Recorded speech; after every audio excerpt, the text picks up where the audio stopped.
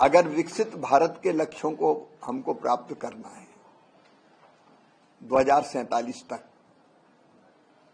कृषि के क्षेत्र में, तो हम मानते हैं कि 5% की एग्रीकल्चर ग्रोथ रेट हमको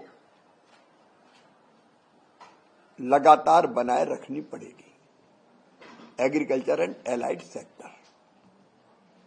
और जो विचार मंथन अभी हो रहा है उसमें से ये निकल के आया कि ये संभव है, ये किया जा सकता है और निश्चित तौर पर हम ये करेंगे। लेकिन कुछ चीजें जिस पर हम लोग चिंतन कर रहे हैं और जिसके समाधान ढूंढना है, उनमें से एक है हमारा फूड ग्रेन, जो 93% इलाके में देश में बोया जाता है।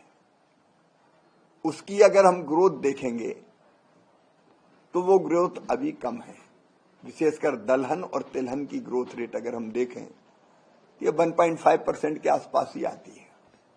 और पूरे देश में भी अगर हम उत्पादकता देखेंगे, प्रोडक्टिविटी देखेंगे देश भर में, तो अलग अलग राज्यों में अलग अलग है।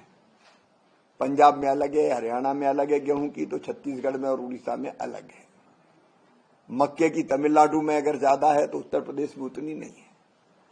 तो एक हम लोग ये विचार कर रहे हैं कि ये जो गैप्स हैं उत्पादकता के, उस गैप को हम कैसा भर सके। थोड़ी परिस्थितियां अलग रहती है, कहीं कम ज्यादा बारिश, कहीं मिट्टी का प्रकार, लेकिन ये इतना बड़ा अंतर नहीं है कि ये गैप भरे ना जा सके। एक तो वेस्ट और वेस्ट, इसके बीच के अंतर को कम करके एवरेज पे कम से कम हम पूरे देश को ले आए। और इसमें हर एक का रोल, एग्रीकल्चर यूनिवर्सिटीज का रोल क्या, केवीके का रोल क्या, आईसीआर का रोल क्या, हर एक के रोल को हम तय करने का काम कर रहे हैं। उस पर अभी चर्चा हमारी जारी है।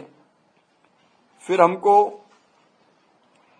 अगर $5 ट्रिलियन की इकोनॉमी बनाना है देश को, तो $1 ट्रिलियन